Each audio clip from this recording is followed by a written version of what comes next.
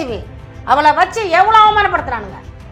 திமுக தான், திமுகவின் கையால அவ வீரலட்சுமி, திமுகவோட கையாளு. என்ன சொல்றீங்க? சவுந்தரவல்லி திமுகவோட கையாளு. என்னங்க சொல்றீங்க? எல்லாம் திமுக கையால் இல்ல, திமுக ஒட்டத்தை நிலைப்படுத்துறதுக்கு அவங்க கூலி தொழிலாளி. அதனாலதான் அந்த கோவம் வருது தம்பி.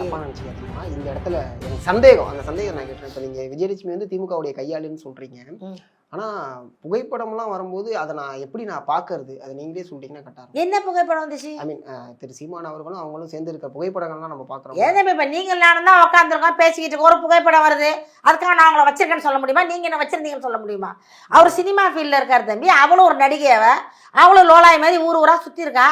பார்த்தவொன்னே ஒரு போட்டோ எடுத்திருப்பான், இவரு நின்று பாரு. இப்போ நான் கூட தான் சீமான் கூட ஒரு 50 போட்டோ எடுத்திருக்கேன், அதுக்காக நான் போய் நாளைக்கு வச்சிருக்கேன்னு சொல்ல முடியுமா? புரியுது. அது அந்த மாதிரி வந்த ஒரு போட்டோ தான். போட்டோ வச்சு ஒன்றும் பண்ண முடியாது தம்பி.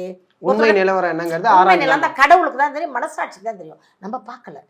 அப்படியே ஒரு கால் விரும்பி இருந்தால் அவரை வந்து விரும்பி இருக்கலாம், இல்லை அவரை லவ் பண்ணியிருக்கலாம், அவருக்கு பிடிக்காம போயிருக்கலாம். இது அது மேய்ச்சல் கேஸ்.